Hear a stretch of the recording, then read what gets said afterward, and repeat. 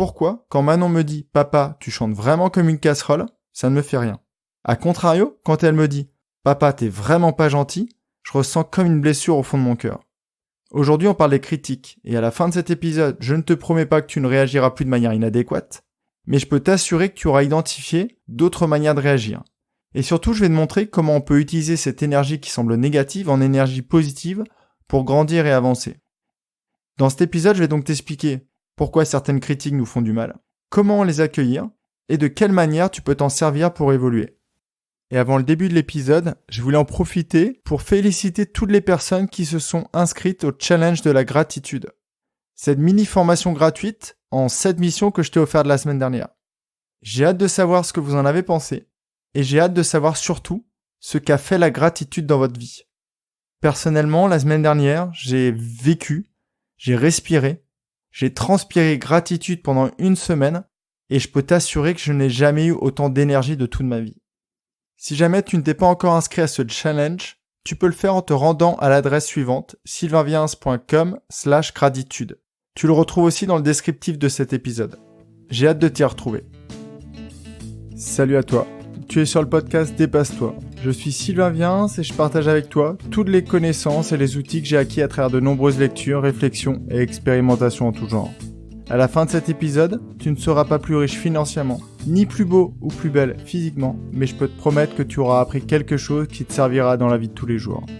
Tous les mardis, à 6h30, je te proposerai un épisode qui te permettra de gérer au mieux les difficultés que tu traverses, ou au contraire de profiter au mieux des opportunités qui s'offrent à toi. Je te propose aussi de t'abonner à la newsletter, car c'est dans celle-ci que j'irai encore plus loin avec toi. Pour démarrer cet épisode, on va prendre un contexte qui est très très simple. Une personne vient de te dire une phrase qui peut paraître anodine pour certains, qui a pu être dite avec bienveillance, mais en une fraction de seconde, tu t'es senti blessé, bafoué, tu t'es mis en colère, tu as pu aussi te mettre à pleurer, ou au contraire, tu as fait comme si de rien n'était, mais ces paroles t'ont hanté pendant plusieurs semaines, voire plusieurs mois. Comment une si petite phrase a pu créer un tel cataclysme en nous ? Je me suis posé la question et je pense avoir identifié les 2 principaux paramètres. Le premier, tout simplement, c'est comment la critique résonne en nous. Quand ma petite fille Manon me dit « Papa, tu chantes comme une casserole », je te l'accorde, ces paroles pourraient paraître violentes dans la bouche de certaines personnes. Non, je plaisante. Je ne ressens même pas cela comme une critique. Parce qu'en fait, je considère que c'est limite factuel ce qu'elle me raconte. Il n'y a pas de jugement. Je sais que j'ai très peu de qualité vocale, et donc la remarque ne me touche pas du tout. Et donc je ne ressens aucune blessure. En revanche, quand Manon me dit « Papa, t'es pas gentil », là, elle s'attaque à une de mes valeurs fortes. Comme tu le sais, si tu suis mon podcast depuis le début, un de mes principaux objectifs de vie personnelle, c'est d'être le papa le plus bienveillant possible. Donc forcément, quand Manon me dit ça, elle remet en cause tout ce que je fais dans ma vie pour atteindre cet objectif. Et donc là, forcément, cette remarque vient beaucoup résonner en moi, et donc m'atteint vraiment très fortement.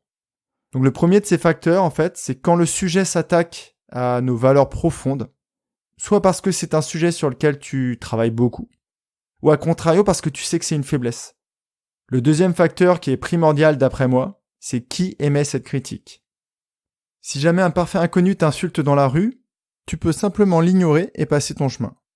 À part bien sûr si le sujet vient résonner en toi, et ça on rejoint le premier point. Par exemple, si aujourd'hui tu as des problèmes de poids ou que tu ne te sens pas bien dans ta peau, et qu'un parfait inconnu te critique sur ton aspect corporel, ça va te toucher. Mais là, ce qui explique ta réaction, c'est pas de qui ça vient, mais de quoi il parle. En revanche, si la critique vient de ta conjointe, d'un de tes collègues, de tes parents ou encore de ton enfant, comme l'exemple que j'ai pris, là, ça peut faire très très très mal. En fait, je pense que plus la critique vient d'une personne à qui tu accordes de l'estime, de la valeur, voire de l'amour, plus cette critique est compliquée à recevoir. Et plus l'effort que tu vas devoir faire pour l'accueillir va être important. Jusqu'à ce que bien sûr ça devienne automatique de ne plus réagir aux critiques. Si maintenant on prend déjà un peu plus de hauteur sur la réflexion que l'on peut avoir sur les critiques, on peut déjà se demander est-ce que ce sont les mots utilisés qui font mal ou est-ce que ce sont les pensées qui les accompagnent. Comme je l'ai dit tout à l'heure, quand Manon me traite de casserole en tant que chanteur, ça ne me fait rien. Aujourd'hui je suis podcasteur, je ne suis pas un chanteur lyrique. On pourrait encore prendre plus de hauteur et on pourrait, si jamais je ne connaissais pas cette expression, ressentir de la joie à ces paroles. Sauf que quand Manon me le dit, elle a un visage dégoûté et elle se bouge les oreilles. Donc là, je peux rapidement me rendre compte que c'est pas un compliment, mais plutôt une critique. Est-ce qu'un mot peut faire mal ? Je pense que la réponse est non. Et pourtant, certains mots nous font autant de mal qu'un coup de poignard en plein cœur. Pourquoi ? Tout simplement parce que ce sont les pensées qui accompagnent ces mots, qui viennent nous blesser. Pour changer d'exemple et parce que j'aime bien illustrer mes propos, je vais reprendre une critique qui m'a été faite. Elle m'a été faite en 2013. Et à l'époque, cette remarque m'avait complètement anéanti.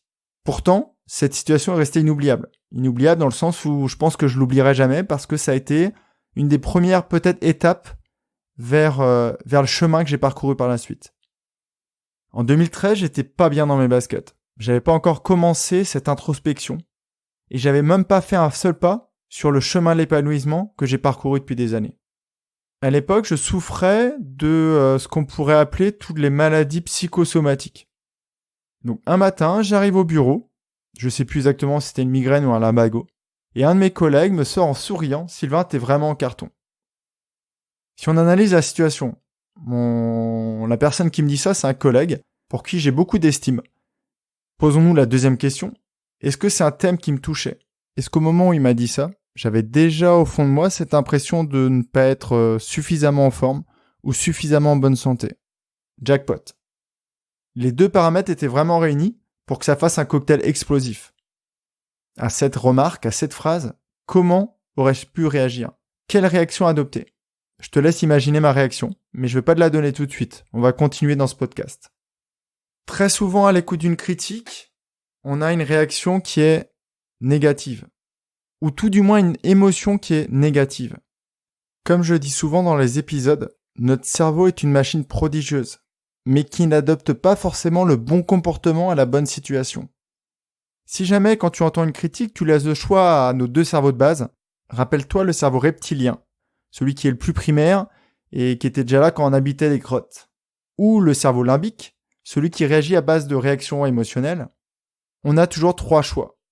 Soit on fuit, soit on capitule, soit on combat. Le choix dépend de ta personnalité, de ton caractère et de tout ton vécu. Maintenant, on peut se poser la question de comment s'expriment ces trois choix quand on fait face à une critique. J'ai dit la fuite. Concrètement, une personne en face de toi commence à te critiquer ou à t'insulter. Enfin, tu prends ses paroles en tant que telles. Tu sais plus quoi faire. T'es pris de court, tu te sens agressé, sans défense. Ce que tu fais, tu décides de fuir. La deuxième option que l'on a, que nous offre notre cerveau, c'est la capitulation. Peut-être que tu t'es mis à pleurer. Et peut-être que les paroles qui viennent de t'être dites viennent confirmer ce que tu penses déjà. On en a déjà parlé dans l'épisode sur l'estime de soi.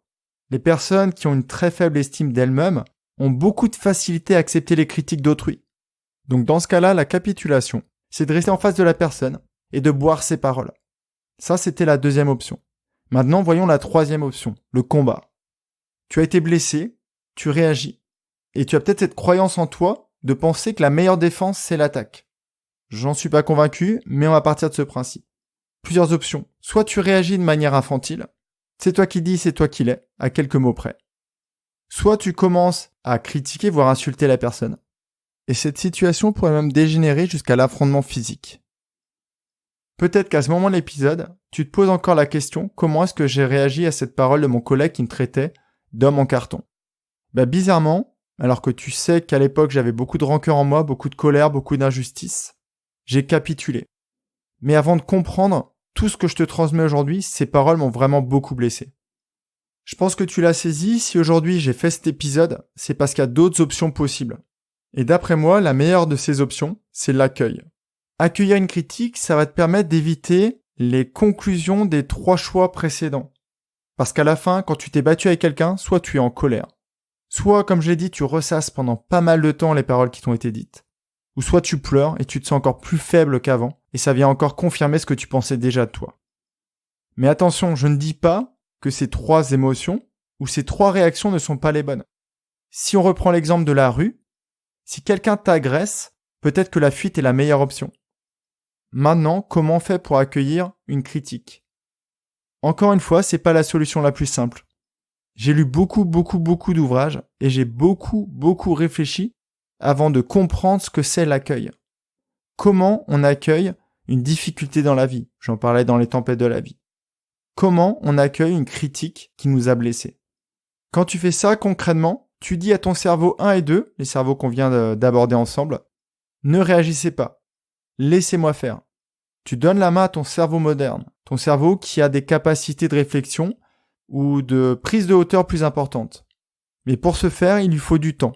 Ce qui est sûr, c'est qu'il est rarement bon de réagir à chaud à une critique. Donc dans tous les cas, ce que tu peux dire à ton interlocuteur, que ses paroles t'ont peut-être blessé, que tu ne comprends pas pourquoi elle a utilisé les termes qu'elle a utilisés pour te dire ce qu'elle avait à te dire. Et ça va te permettre de faire une petite pause et d'éviter une réaction que tu vas peut-être regretter. Accueillir une critique, c'est l'entendre, mais sans réagir.